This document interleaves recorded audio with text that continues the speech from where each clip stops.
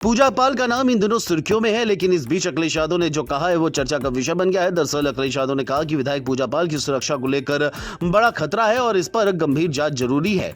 उनका आरोप है कि बीजेपी इस मामले में साजिश कर रही है। अखिलेश ने कहा कि अगर मुख्यमंत्री से मिलने के बाद भी किसी को असुरक्षा महसूस हो तो ये बहुत गंभीर स्थिति है। उन्होंने कहा कि पूजा पाल जब तक सपा में थी तब तक ऐसी दिक्कत नहीं थी, लेकिन अब हालात बदल गए हैं।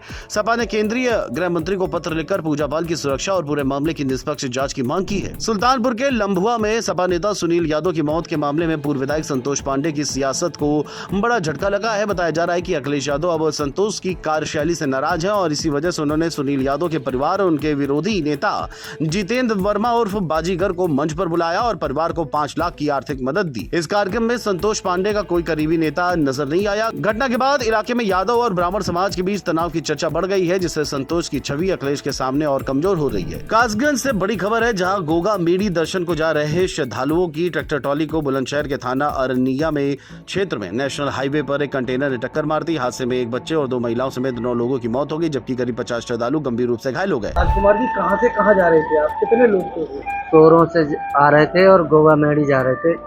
किस चीज से जा रहे थे? ट्रैक्टर से। अच्छा, फिर क्या हुआ? एक्सीडेंट हुआ? हाँ, गाड़ी वाले ने पीछे से मार दिया। अच्छा, क्या लोगों की मौत हुई है? 8 लोग बताएगा। हाँ, 8-9 लोग, 6-7 लोग, 5-6 तो यहीं पर है। अच्छा, और दूसरे हॉस्पिटलों में।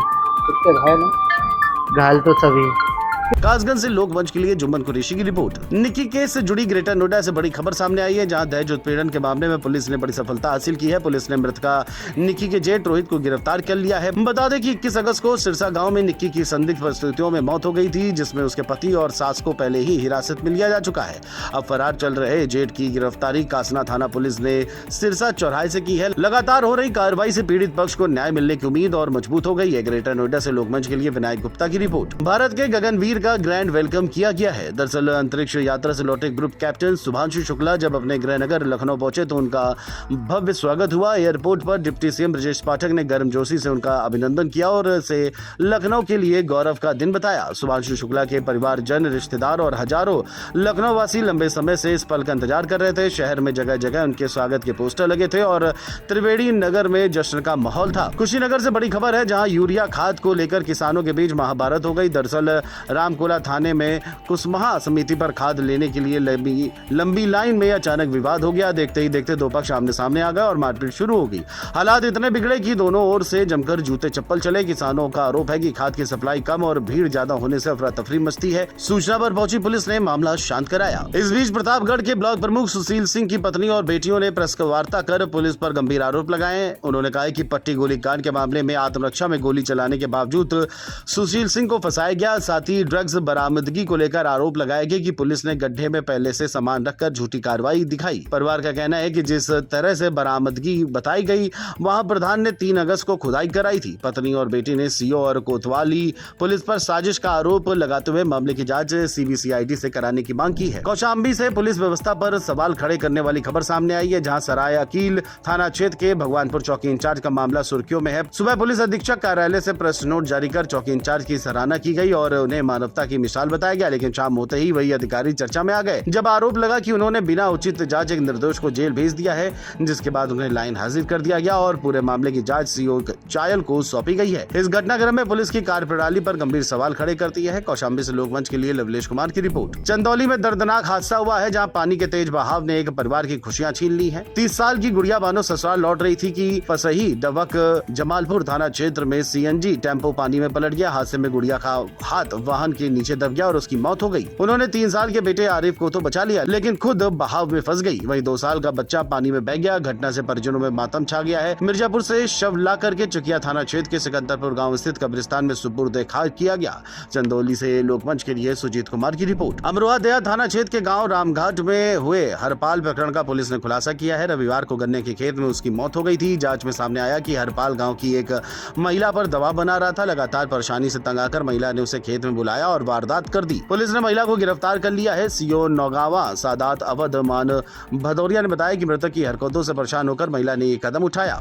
मुन्नी देवी से पुलिस द्वारा पूछताछ करने पर उक्त घटना को स्वीकार किया गया एवं बताया गया कि हरपाल सिंह द्वारा मुन्नी देवी के ऊपर अवैध संबंधों को लेकर दबाव बनाया जा रहा था जिसके चलते मुन्नी देवी ने हरपाल सिंह को ईंट के खेत में बुलाकर उस पर लोहे की एक छोटी रॉड से हमला करके उसकी हत्या कर दी थी। सुसंगत धाराओं में मुकदमा पंजीकृत कर लिया गया है एवं अग्रिम कार्रवाई की जा रही है। घटना के बाद गांव और आसपास में चर्चाओं का माहौल है। अमरोहा से लोकमंच के लिए इकबाल अंसारी की रिपोर्ट। बड़ी खबर जौनपुर से है, जहां जलालपुर थाना क्षेत्र के पुराने शाही पुल के पास हादसा हो गया। सेहमलपुर गांव निवासी कृपाशंकर यादव की 11 भैंसें सई नदी में पानी पीने गई, लेकिन तेज बहाव और जलकुंभी में फंसने से उनकी जान चली गई। ग्रामीणों का कहना है कि नदी में महीनों से जलकुंभी जमा है और पहले भी इसे साफ करने की मांग की गई थी। इस घटना के बाद गाँव में गहरी नाराजगी है। पीड़ित परिवार और ग्रामीण प्रशासन से तुरंत जलकुंभी हटाने और उचित मदद की मांग कर रहे हैं। चराने के लिए आई तो वही पुल जो हाईवे वाला पुल है उसी के बगल वहीं से नदी में कूदी और बहते बहते इधर आ गई तो सामने जलकुंभी का जमावड़ा था उसमें फंस गई। निकालने के लिए कौन लोग आए थे? ये एसडीएम और सदर यही सब लोग आए थे, लेकिन भैंस निकल नहीं पाए। अधिकारियों ने भरोसा दिलाया कि मामले को प्राथमिकता पर देखा जाएगा। जौनपुर से लोकमंच के लिए विवेक कुमार की रिपोर्ट। गाजीपुर से बड़ी खबर है, जहां जखनिया स्वास्थ्य केंद्र में निरीक्षण के दौरान विधायक बेदी राम और सीएससी प्रभारी डॉक्टर योगेंद्र यादव के बीच कहासुनी मामले में एक्शन देखने को मिला है। दरअसल विधायक ने अस्पताल में गंदगी, किचन बंद रहने और दवाओं की अनियमितता पर नाराजगी जताई थी, जिस पर डॉक्टर यादव ने आपत्ति जताई और चैम्बर छोड़कर चले गए।